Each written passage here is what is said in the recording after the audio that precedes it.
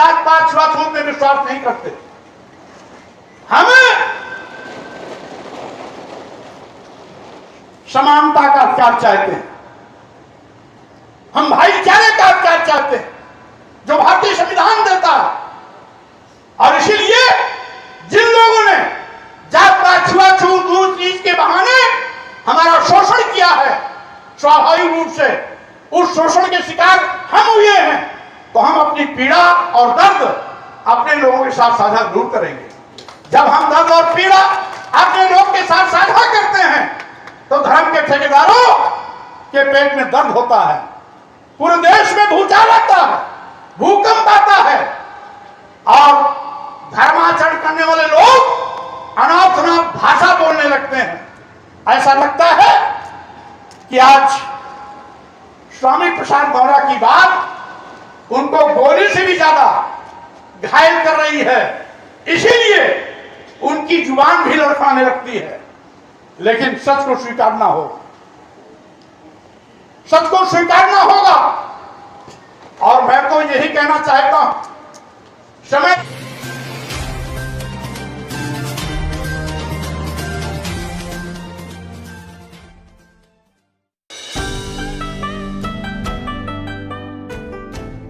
महिला शिक्षिका सावित्रीबाई फुले, भारतीय संविधान निर्माता परम पूज्य बाबा साहब डॉक्टर अंबेडकर, दक्षिण में इस आंदोलन को गति देने वाले पेरियार रामास्वामी नायकर, नारायण गुरु, संत गाडगे, संत घासीराम, आपके साक्षात उत्तर भारत में माननीय रामस्वरूप वर्मा जी, अध्यक्ष के संस्थापक पेरियार ललाई सिंह यादव, महाराज सिंह भारती और मानवर कांशीराम जी ने इसको निरंतर एक गति देने का काम किया है। साथियों, आप जानते हैं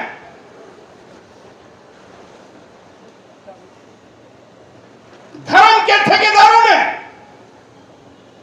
हमें जाति पाति, छुआछूत, ऊंच नीच, भेदभाव का शिकार बनाकर हमें हजारों साल से धन, धरती, शिक्षा, सम्मान से वंचित करने का पाप किया था।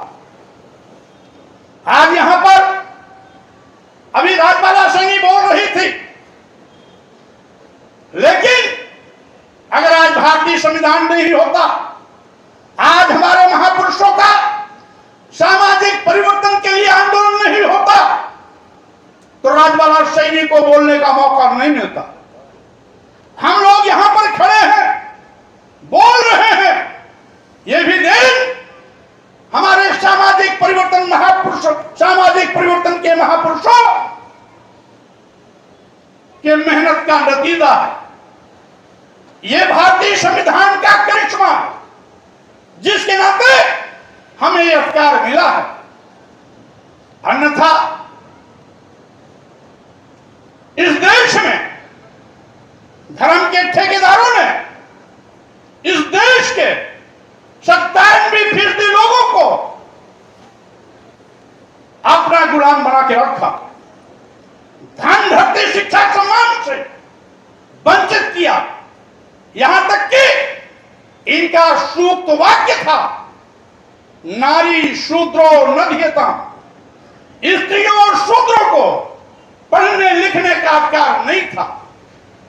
स्त्रियों में वो किसी भी समाज की हो, ब्राह्मण समाज की हो, क्षत्रिय समाज की हो, वैश्य समाज की हो, शूद्र समाज की हो, तो भी उसको पढ़ने लिखने का अधिकार नहीं था।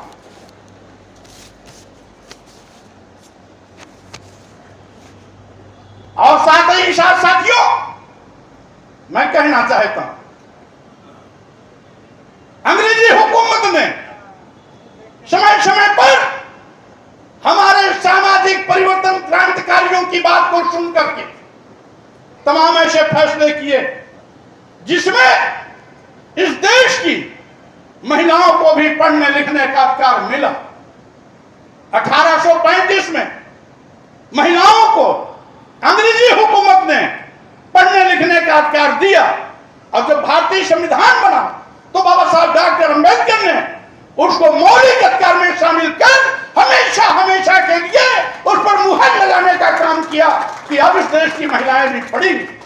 इस देश के दलितों, आदिवासियों को, शूद्र समाज को भी अंग्रेजी हुकूमत ने पढ़ने लिखने का अधिकार दिया। बाबा साहब डॉक्टर अंबेडकर ने संविधान बनाते वक्त उसको मौलिक अधिकार से जोड़ने का काम किया। इस देश में महिलाओं का पहला स्कूल सावित्रीबाई फुले और ज्योतिबा फुले जी के प्रयास से 1848 पूना में स्थापित किया गया। और साथियों में कहना चाहता हूं, यह तो 18 विद्यालय ज्योतिबा फुले और सावित्रीबाई फुले ने मिलकर के 18 विद्यालय स्थापित करने का काम किए। पहला विद्यालय पूना में, और इसी के साथ ही साथ अंग्रेजी हुकूमत ने 1852 में सरकारी स्कूल खोला, लेकिन उसके पहले 1848 में सावित्रीबाई फुले और ज्योतिबा फुले ने विद्यालय खोला। ये योगदान था हमारे महापुरुषों का। साथियों, आप जानते हो पहले नरबली दी जाती थी। जब हमारे महापुरुषों ने इसके विषय में जानकारी अंग्रेजी हुकूमत को दी तो अंग्रेजी हुकूमत ने उस नरबली पर रोक लगाई। नरबली जब कोई बड़ी बिल्डिंग बनती थी, किसी नदी का पुल बनता था, कोई सरकारी भवन बनता था, तो एक शूद्र समाज के व्यक्ति की नरबली दी जाती थी। अंग्रेजी हुकूमत ने भी इस पर रोक लगाने का काम किया, और भारतीय संविधान बनने के बाद तो सारी की सारी व्यवस्था चाक चौबंद हो गई। अब किसी के साथ कोई भेदभाव नहीं।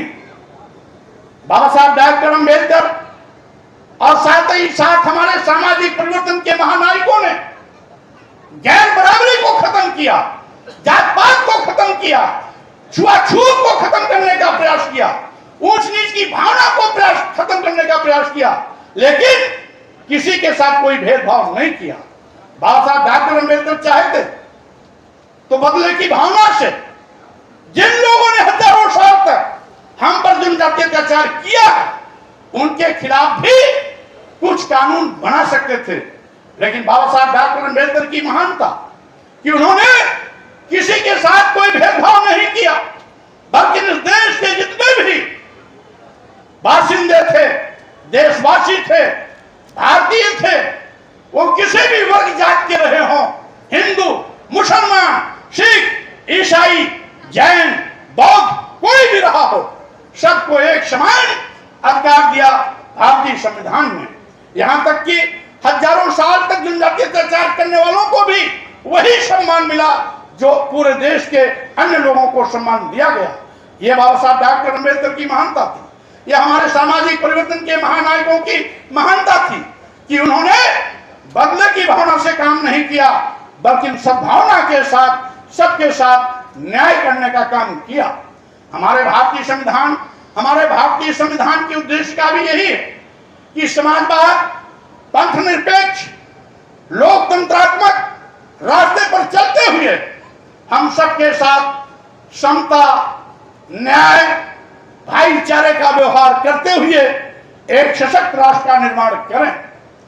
लेकिन आज कुछ ऐसी ताकतें जो भारतीय संविधान के साथ खिलवाड़ करने का घिनौना सोच रखती है, इस देश में अस्थिरता पैदा करने की कोशिश कर रही है। जब सब जानते हैं कि आजादी के बाद हमारा अपना भारतीय संविधान लागू हो गया, हमारा देश भारत एक संप्रभु राष्ट्र बन गया, तो हिंदू राष्ट्र की मांग क्यों? हिंदू राष्ट्र की मांग करने वाले लोग इस देश के दुश्मन है, भारतीय संविधान के दुश्मन है। वो नहीं चाहते कि बाबा साहब डॉक्टर अंबेडकर का संविधान चले।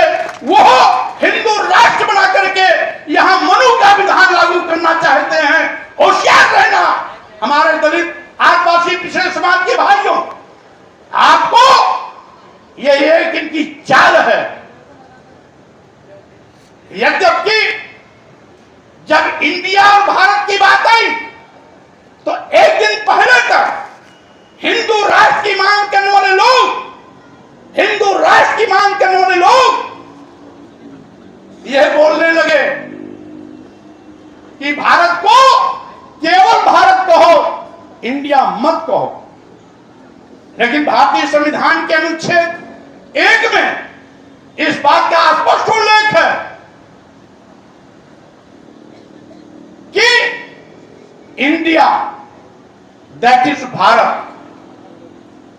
यानी जब इंडिया संविधान में लिखा हुआ है तो उसको बोलने से रोक कौन सकता है?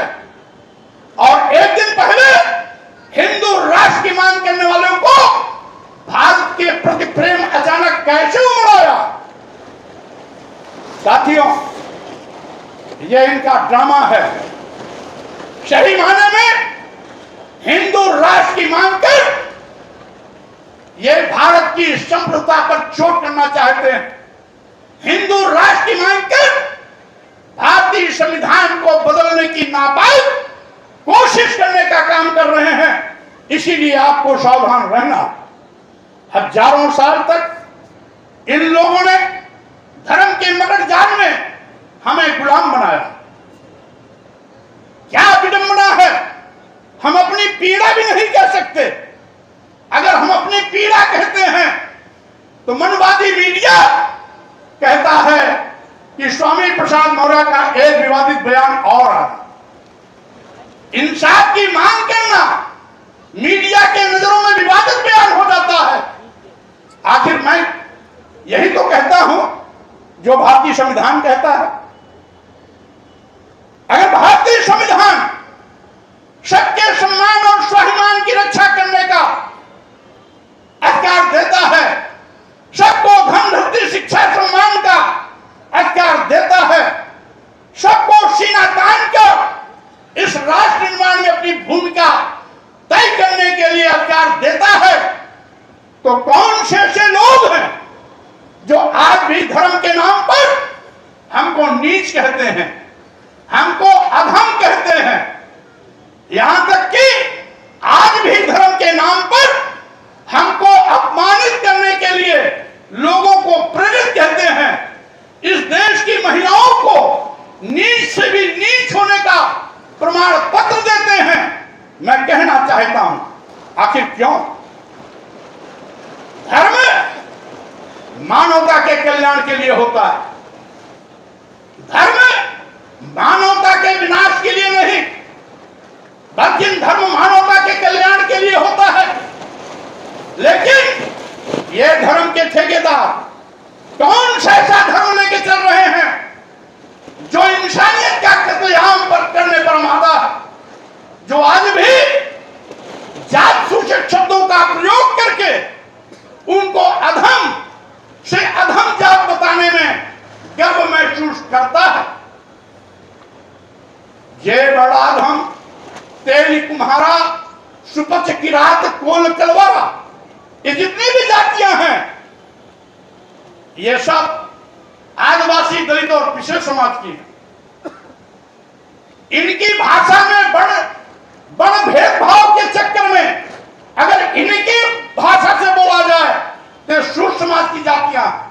भारतीय संविधान लागू होने के बाद आखिर इस प्रकार के बातों को बढ़ावा क्यों दिया जाता है? हमने तो केवल अनुरोध किया था, इस देश के राष्ट्रपति माननीय प्रधानमंत्री को इस बात के लिए कहा था कि जो आपत्तिजनक शब्द हैं इसको निकाल दिया जाए या तो प्रतिबंधित किया जाए। पूरे देश में भूचाल आया। हमने यही मांग किया था कि ढोल गमान सूद पशुनारी शकल ताड़ना केतकारी, आखिर ये सब मारने पीटने के पात्र क्यों हैं? ढोल को पीटा जाता है इसलिए कि उससे उसकी सुर निकाली जाती है। लेकिन इस देश की महिलाओं को, इस देश के शुद्ध समाज को अपमानित करने का ये अपराध धर्म के ठेकेदार क्यों कर रहे हैं? क्योंकि हमारा भारतीय संविधान कहता है कि हम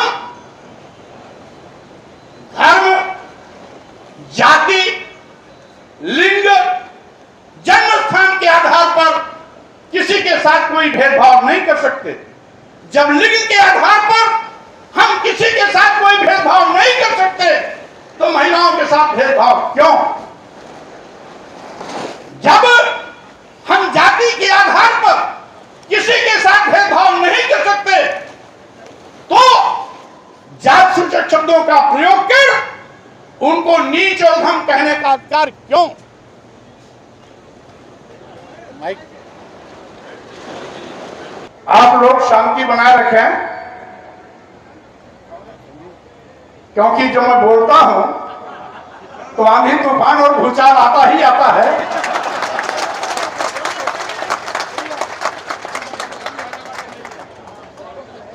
इसलिए साथियों, मैं आपसे कह रहा था, आज हमें अर्थ का अनर्थ पढ़ाया जा रहा है। जब धर्माचार्य लोग घिर गए तो मानस की नई प्रति छपवा कर ताड़ना का अर्थ शिक्षा बताने लगे। लेकिन वे शायद नहीं जानते कि आप जो पढ़ने लिखने का अधिकार बाबा साहब डॉक्टर अम्बेडकर ने सबको दे दिया, अब इस देश का हर नौजवान पढ़ लिख करके तैयार हो गया है। अब आपके समझाने समझने वाला नहीं है, क्योंकि आपकी समझ से ज्यादा समझ इस देश के सोच समाज के लोगों के अंदर आ गया है, जिसको हजारों साल से तुमने पढ़ने लिखने से रोका। लेकिन यही कल्याण प्रेस वाले, गीता प्रेस वाले और धर्माचार्य लोग नहीं समझ पाए कि कहीं न कहीं गलती करने वाला अपनी गलती का कोई सबूत छोड़ के चला जाता है। इसी प्रकार से इन्होंने मानस में भी अपनी गलती छोड़ दिया।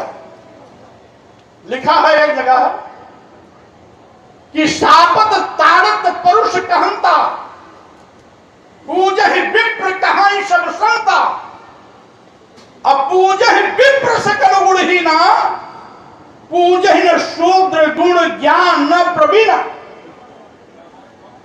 अब समझो, यहां पर ताड़न का मतलब आज भी लिखा है उसी रामचरितमानस में कि मारते पीटते प्रताड़ित करते।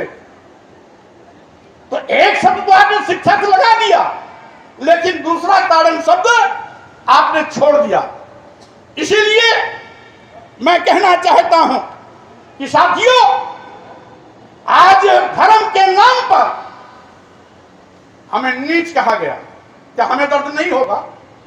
धर्म के नाम पर हमको अधम कहा गया, क्या अपमान नहीं होगा? धर्म के नाम पर हमारे साथ अपमान करने के लिए लोगों को प्रेरित किया जाता है, क्या हमें दर्द नहीं होगा? अगर हम अपना दर्द कहते हैं तो धर्म के ठेकेदारों के पेट में भूचाल आ जाता है। कोई हमारी हत्या करने की बात करता है, कोई सिर काटने की बात करता है, कोई तलवार से गर्दन उड़ा देने की बात करता है, कोई जीभ काटने की बात करता है, कोई हाथ काटने की बात करता है, कोई नाक कान काटने की बात करता है। लेकिन मैं कह देना चाहता हूं कि तुम्हारी इस गीदड़ भपकी से स्वामी प्रसाद मौर्य के सेहत पर कोई असर पड़ने वाला नहीं है। और हमें तो खुशी होगी कि लोगों के सम्मान और स्वाभिमान की लड़ाई का परचम लहराते हुए, कदम आगे बढ़ाते हुए ऐसे 10-20 बदल घुड़की देने वाले गीदड़ों की क्या औकात, स्वामी प्रसाद मौर्य के सामने पहाड़ भी खड़ा होगा तो भी रुकने वाले नहीं हैं।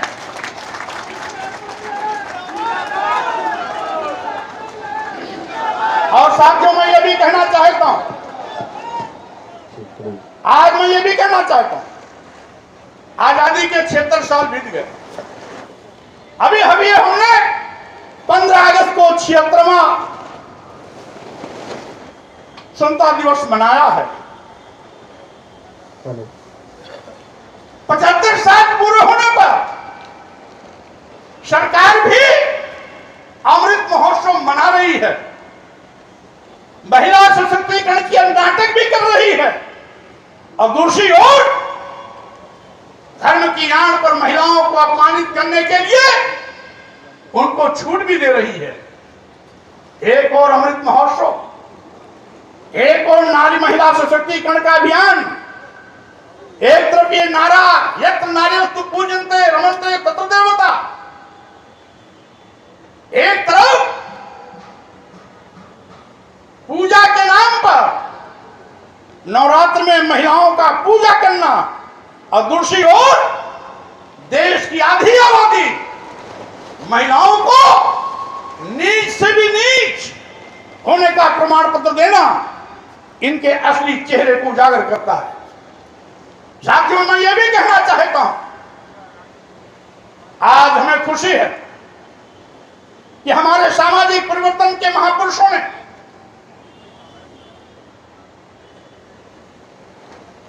जो क्रांति का बिगुल फूका था, उसको हम लोगों को आगे बढ़ाने का मौका मिला। यद्यपि पहले विपरीत परिस्थितियां थी। जब छत्रपति शाहू जी महाराज, पेरियार स्वामी नायकर, नारायण गुरु, बाबा साहब डॉक्टर अम्बेडकर, ज्योतिबा फुले आदि सामाजिक परिवर्तन की लड़ाइयां लड़ रहे थे, उसमें परिस्थितियां विपरीत थी। लेकिन आज लोकतंत्र है, हमारा अपना भारतीय संविधान है, हम सभी को बराबर का सबको अधिकार है, और आज भी मनवादी ताकतें भारतीय संविधान पर भारी बनने की लगातार कोशिश में है। यही कारण है कि भारतीय संविधान लागू होने के बाद भी मनुवादी ताकतें मनु का विधान लागू करने का पाप कर रही है। हमारे पिछड़ी जात के तमाम लोग क्षत्रिय बनने की कोशिश करते हैं, लेकिन आप शायद नहीं मालूम कि क्षत्रिय बनने पर भी मनवादियों ने आपको नीच होने का ही प्रमाण पत्र दिया है। वहां जाकर के भी आप ऊंच नहीं बन सकते। इस व्यवस्था में जिसे हम अपना धर्म मानते हैं, इस व्यवस्था में जो वर्टिकल सबसे ऊपर नंबर 1, सबसे ऊपर यहां की वर्ण व्यवस्था है ब्राह्मण, दूसरे पर क्षत्रिय, तीसरे पर वैश्य, चौथे पर शूद्र, यानी सबसे ऊपर कौन? ब्राह्मण। मनु की व्यवस्था में सबसे ऊंचा ब्राह्मण, और सब उसके उसके नीचे, यानी सभी नीच होने में दर्जा का अंतर है। कोई 1 नंबर का नीच, कोई 2 नंबर का नीच, कोई तीसरे नंबर का नीच। और हम नहीं कर रहे हैं, यह मनु का विधान कहता है। एक श्लोक है मनुस्मृति में, पंचवर्षम तु ब्राह्मणम शतवर्षम तु क्षत्रपाः पिता पित्रो बीजानीयात् ब्राह्मणस्तयो पिता, यानी 5 साल के ब्राह्मण 100 साल के क्षत्रिय में पिता पुत्र का संबंध है, जिसमें 5 साल का ब्राह्मण का बच्चा 100 साल के बूढ़े क्षत्रिय का पिता है। ये स्वामी प्रसाद मौर्य नहीं कह रहे, ये मनु महाराज कह रहे हैं, ये मनुस्मृति कह रही है। हम इसलिए इसका हवाला दे रहे हैं कि पिछले समाज के लोगों क्षत्रिय बनने का, झूठा क्षत्रिय बनने का नाटक मत करना।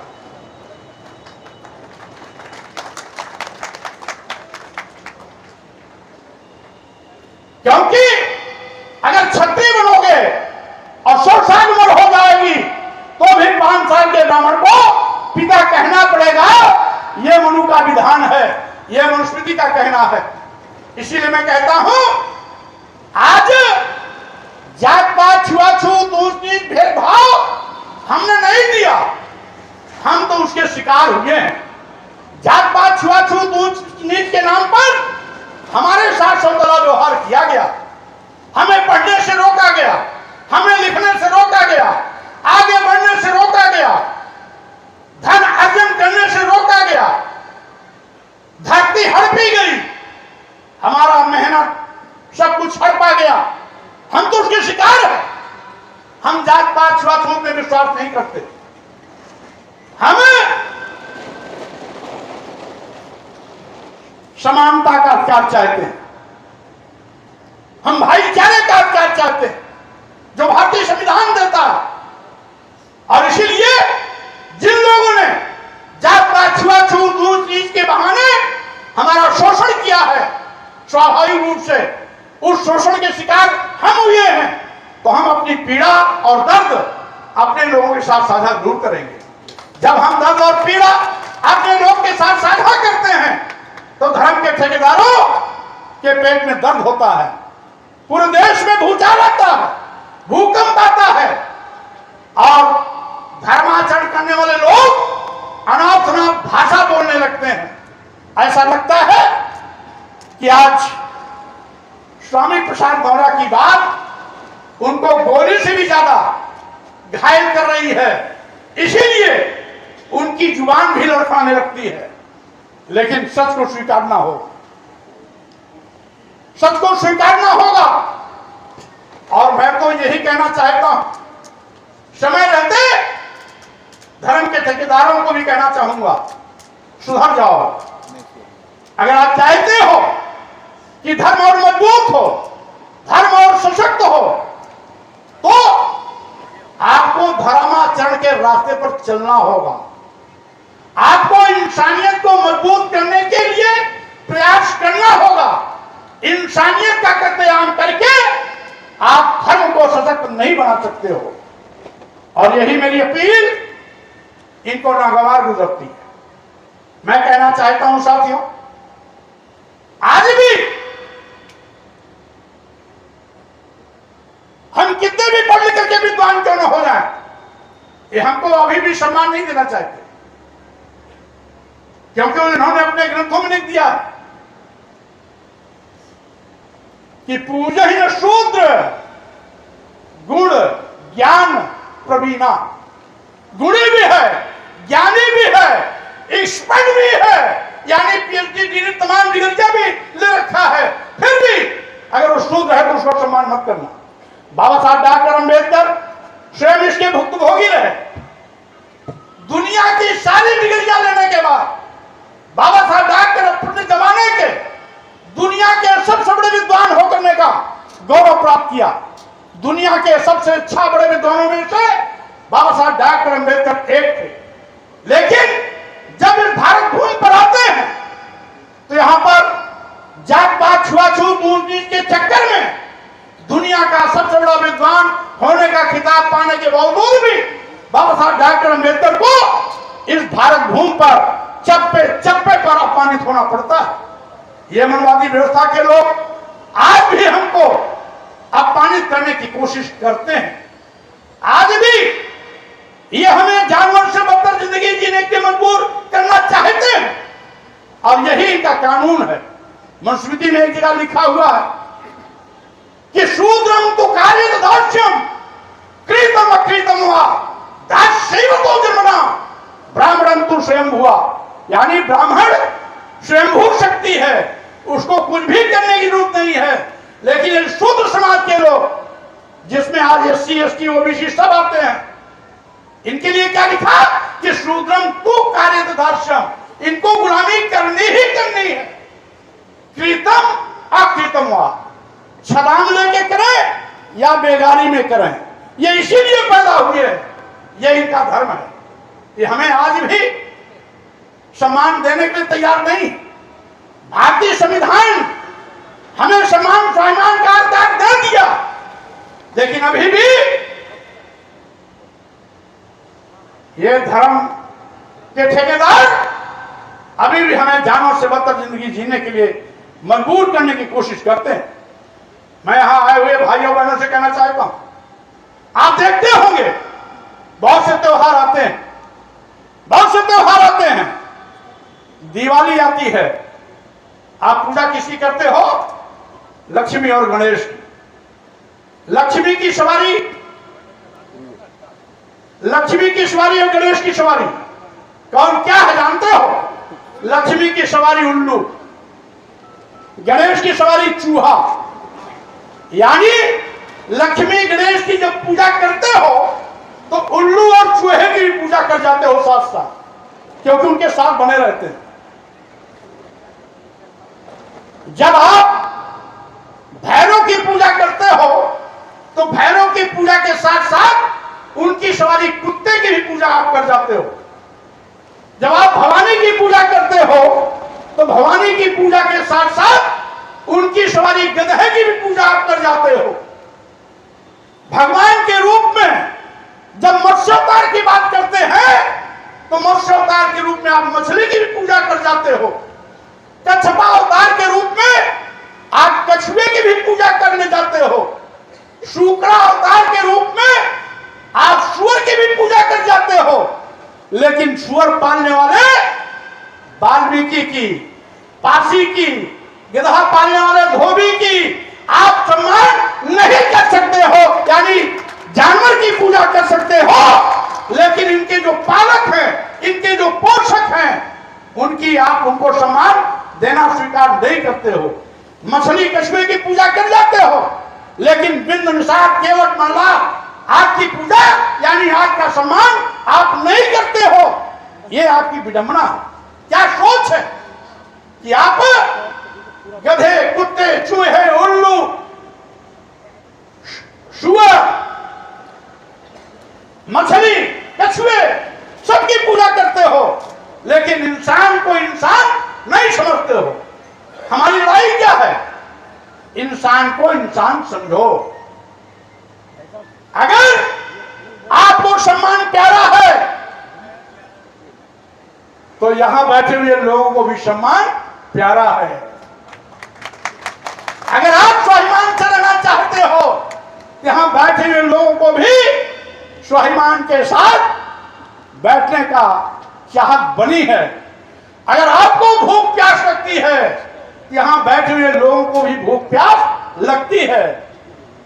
ये जो आज एक नया परिभाषा चल गया, माननीय प्रधानमंत्री जी से लेकर के सारे धर्म के ठेकेदार और सारी यथार्थवादी ताकतें सनातन सनातन सनातन चिल्लाती। जो सनातन का अर्थ नहीं समझते वो सनातन चिल्ला रहे हैं। मैं भी सनातन को मानता हूं, लेकिन तुम सनातन का तो अर्थ ही नहीं समझते। सनातन का मतलब जो सत्य है, सनातन का मतलब जो शाश्वत है, सनातन का मतलब जो हजारों लाखों साल पहले भी था, आज भी है, लाखों साल बाद भी रहेगा, वो है सनातन। जैसे सूर्य, सूर्य हमें प्रकाश देता है, सूर्य के प्रकाश से हमें जीवन मिलता है। लाखों साल पहले भी देता था, आज भी दे रहा है, लाखों साल बाद भी सूर्य हमें प्रकाश देता रहेगा। यह सनातन है। पृथ्वी के चारों ओर, सूर्य के चारों ओर, सूर्य के चारों ओर पृथ्वी चक्कर लगाती है।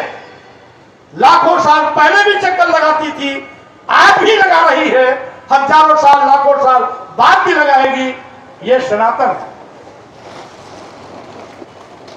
हवा, पानी, अग्नि, जमीन, ये हमें जीवन देते हैं। लाखों साल पहले भी देते थे, आज भी दे रहे हैं, आगे भी देते रहेंगे। यह सनातन है। हर बच्चा अपनी मां के पेट से पैदा होता है, यह सत्य है, सनातन है। यहां तक कि आज बोलती हैं, उनका सनातन का मतलब जात पात, छुआछूत, ऊंच नीच, भेदभाव। उनका सनातन का मतलब मुंह से ब्राह्मण पैदा हो गया, बाहु से क्षत्रिय पैदा हो गया, भुजा से क्षत्रिय पैदा हो गया, जंघे से वैश्य पैदा हो गया और पैर से शूद्र पैदा हो गया। उनका सनातन वो है जो न सत्य है, न वैज्ञानिक है, न पहले कभी हुआ, न आज हो रहा है, न आगे कभी होगा। यहां बैठे हुए लोगों से पूछना चाहता हूं, क्या किसी बच्चे को किसी के मुंह से पैदा होते देखा आप लोगों ने? अगर कोई देखा तो हाथ उठा दे। नहीं ना? अच्छा चलिए, किसी बच्चे को इस बाहु यानी इस बाहु हाथ से पैदा होते देखा? नहीं। किसी को क्या आप अपने जंघे से पैदा होते किसी को देखा? क्या पैर से किसी को पैदा होते देखा? नहीं। यह सनातन कैसे हो सकता है? तो इनका सनातन पाखंड है, इनका सनातन ढोंग है, इनका सनातन जात पात, छुआछूत, ऊंच नीच है, इनका सनातन भेदभाव है। और इसीलिए हमारे सनातन और उनके सनातन में अंतर है। भगवान बुद्ध ने कहा था कि बैर को बैर से नहीं खत्म किया जाता सकता, यानी शत्रुता को शत्रुता से खत्म नहीं किया जा सकता। अगर शत्रुता को खत्म करना है तो प्यार के लिए हाथ बढ़ाना पड़ेगा। आप उसको सम्मान देकर के अपना बना सकते हैं, तलवार चला करके उससे आप हाथ नहीं मिला सकते। मित्रता भाव बढ़ानी पड़ेगी, भाईचारा बनाना पड़ेगा, दोस्ती भाव पैदा करना होगा और अपनी मित्रता का भाव उसके मन में पैदा करना होगा। तब दुश्मनी खत्म होगी। दुश्मनी से खत्म नहीं होती। इसीलिए साथियों, मैं आपसे कहना चाहता हूं, मेरा मकसद है, अगर आप सत्यशोधक समाज के इस कार्यक्रम में आए हो तो ज्योतिबा फुले जी चाहते थे कि आप सत्य को जानो और जानो तब मानो।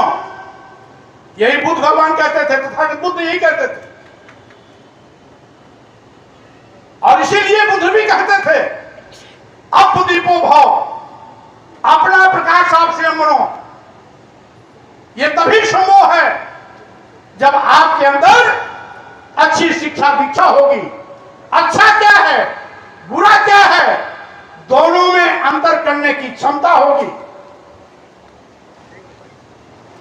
और इसीलिए बुद्ध भी यही कहते थे, पहले किसी भी कही बात को, किसी भी पढ़ी हुई बात को, सुनी हुई बात को, लिखी हुई बात को पहले अपने दिमाग की कसौटी पर कसो। अगर वो बहुजन हिताय के लिए खरा उतरता है तब उसे मानो। यही चीज ज्योतिबा फुले ने कहा, सच क्या है पहले जानो, और अगर सच है आप स्वीकार करते हो तब उसको मानो। बाबा साहब डॉक्टर अंबेडकर ने भी हमें 3 संदेश दिया, शिक्षित बनो और उसके बाद